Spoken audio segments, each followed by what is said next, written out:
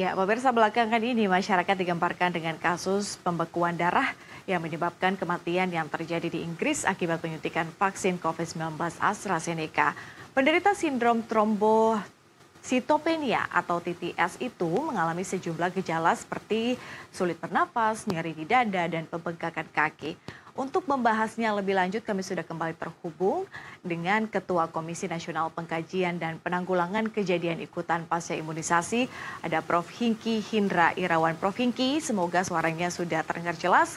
Jadi, melihat beberapa warga di Inggris yang terkena sindrom TTS, bahkan ada puluhan warga Inggris yang kemudian meninggal. Apakah ini kemungkinan masyarakat Indonesia juga dapat terkena sindrom ini, Prof?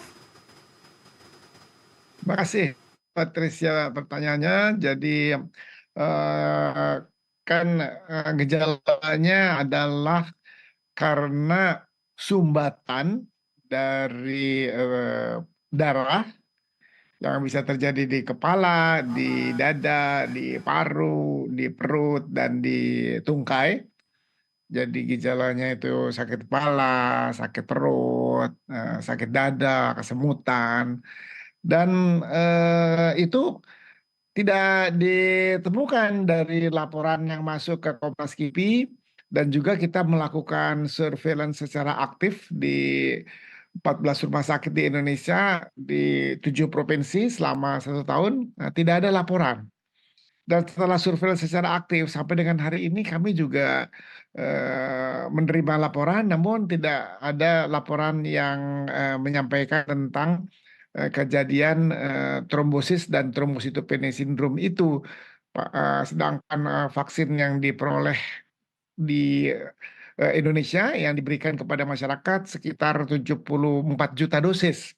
Ya, nah dari sekian juta dosis itu, alhamdulillah sampai saat ini tidak ada laporan yang masuk, dan kita mencari selama 1 tahun pun tidak ditemukan. Dan itu masa inkubasinya 4 sampai 42 hari. Jadi kalau sekarang ada TTS, karena TTS itu bukan hanya disebabkan oleh COVID. Jadi kalau sekarang ada TTS itu tidak terkait dengan vaksin COVID. Kalau misalnya ada TTS ya dulu, karena vaksin ini dari tahun yang terakhir, tahun yang lalu sudah tidak tersedia, jadi tidak diberikan. Jadi kalaupun ada TTS, TTS harus tetap ada karena memang penyakit itu bukan hanya disebabkan oleh vaksin, dapat disebabkan oleh penyakit lain. Demikian, Patricia. Kalau bukan hanya vaksin, artinya penyakit apa lagi, Prof? Ya kan kita tahu suka ada yang stroke, suka ada yang pusing, suka ada yang jantung. Nah itu TTS juga, tapi penyebabnya kolesterol, ya diabetes, ya kelainan pembuluh darah, kelainan-kelainan lain. Jadi TTS itu bukan spesifik disebabkan oleh vaksin, ya, dan hanya disebabkan oleh vaksin. Dan TTS itu ada sebelum vaksin COVID diintroduksi di Indonesia, dan mungkin setelah vaksin COVID khususnya yang AstraZeneca tidak diberikan di Indonesia, TTS itu akan tetap ada. Malah kita di 7 provinsi di 14 rumah sakit itu mempunyai angka TTS sebelum introduksi vaksin COVID, dan setelah introduksi vaksin COVID, angka TTS itu tidak meningkat. Demikian. Oke, Prof, tapi bagaimana kemudian menggambarkan sebetulnya seberapa besar ancaman sindrom TTS ini? Jadi TTS itu kan penggumpalan, ya, penggumpalan. Kalau penggumpalan di satu daerah tertentu, jadi daerah otak misalnya penggumpalannya, di paru-paru misalnya penggumpalannya, di tungkai penggumpalannya. Nah, gejala-gejala itu muncul karena nggak dapat oksigen. Nah, kalau nggak dapat oksigen tentunya nyeri, ya, atau kalau di mata penglihatan buram, dan itu pun gejalanya nggak selalu berat, ya, memang bisa serius, namun ada yang ringan, ada yang malah bisa sembuh sendiri atau yang memerlukan pengobatan. Jadi tentunya untuk pemeriksaan diperlukan pemeriksaan laboratorium yang lengkap, dan untuk pendiagnosisnya juga barangkali oleh dokter lah, ya, paling nggak, atau dokter spesialis. Oke, Prof, artinya langkah pertama yang kemudian bisa dilakukan apabila ada masyarakat yang terkena sindrom TTS ini apa yang bisa dilakukan, Prof?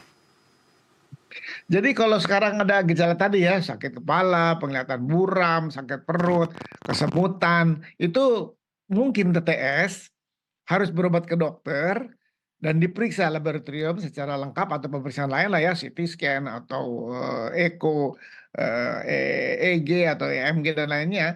Tapi kemungkinan besar TTS yang terjadi itu bukan terkait dengan vaksin AstraZeneca karena bukan masa inkubasi ya, masa apa ya, masa dari kejadian dan pemberian vaksin antara 4 sampai 42 hari. Sedangkan vaksin itu kita udah dapat bagi yang pernah menerima vaksin itu kan beberapa tahun yang lalu. Jadi gejalanya harusnya saat tersebut. Mungkin saat tersebut terasa, mungkin sembuh sendiri, mungkin berobat, dikasih obat terus sembuh, barangkali gitu.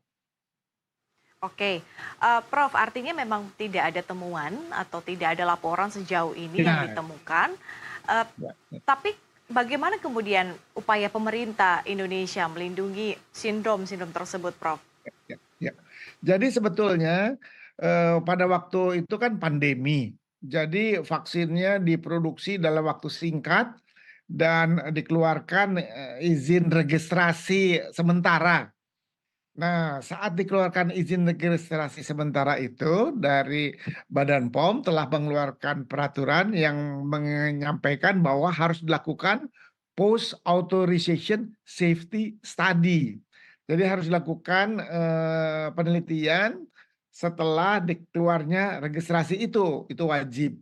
Nah, wajib itu ya mereka lakukan, ya Komnas KIPI juga melakukan ya, tapi berbentuknya apa namanya, surveillance aktif adverse event special interest sesuai dari panduan WHO, ada listnya, bukan hanya AstraZeneca aja ya.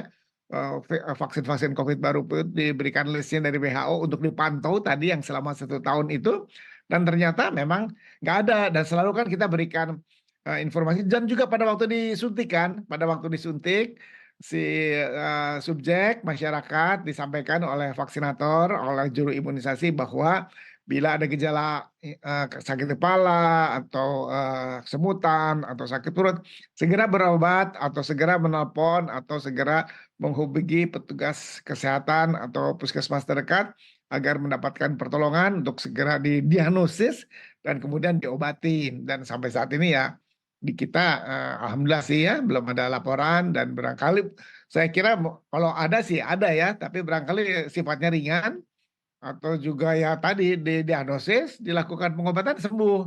Demikian kira-kira. Oke, Prof, tapi kemudian dengan adanya pemberitaan soal sindrom TTS ini membuat geger masyarakat. Kemudian eh, bisa jadi kalau yang tidak memahami, tidak mengerti ini kemudian akan terjadi misinformasi di sini. Artinya mungkin Prof bisa memberikan himbauan terakhir terkait dengan sindrom TTS ini, Prof? Jadi kalau saat ini ada seseorang yang didiagnosis TTS, pasti bukan disebabkan oleh vaksin AstraZeneca. TTS, meskipun vaksin AstraZeneca sudah tidak tersedia di Indonesia, tetap akan ada. Namun bisa diobatin, bisa sembuh. Tidak semuanya serius. Jadi kalau tadi masyarakat melihat daftar gejala TTS tadi, segera berobat ke dokter, segera diperiksa lab. Kalau memang sudah terdiagnosis, segera diobatin dan insya Allah sembuh.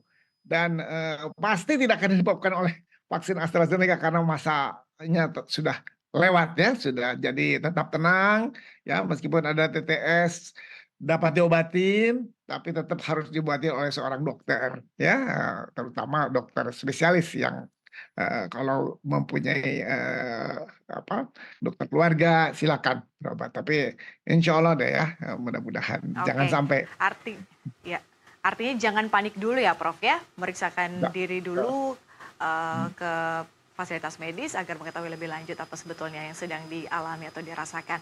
Prof Hingki, terima kasih sudah berbagi Ya, perspektif dan juga informasi di NTV Today. Kita jumpa lagi di lain kesempatan. Salam sehat, Prof.